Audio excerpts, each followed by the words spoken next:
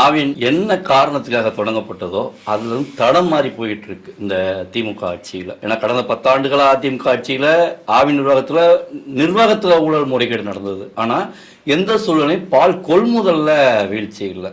அந்த 2006-11 திமுக ஆட்சி காலத்துக்கு அப்புறம் அதிமுக ஆட்சியில வளர்ச்சி தான் இருந்தது. பால் கொள்முதல்ல வேறுபாடுன்னு அது நிர்வாகத்தில் குளறுபடி இருந்தது. ஆனா இந்த பால் கொள்முதலே பஞ்சாயத்துன்றீங்களா இந்த வேறுபாடு? ஆமா, அதாவது அவங்க ஆட்சியில பாத்தீங்கன்னா நிர்வாகத்துல இந்த பணியாளர்கள் நியமனம், இயந்திர தளவாடங்கள் கொள்முதல், அந்த மாதிரி விஷயங்கள் நிர்வாகத்துல நிறைய முறைகேடுகள் நடந்தது. அது வழக்குகள் கூட தற்போது வரைக்கும் இருக்கு. ஆனா பால் கொள்முதல்ல எந்த சமரசமும் அவங்க செஞ்சுக்கல.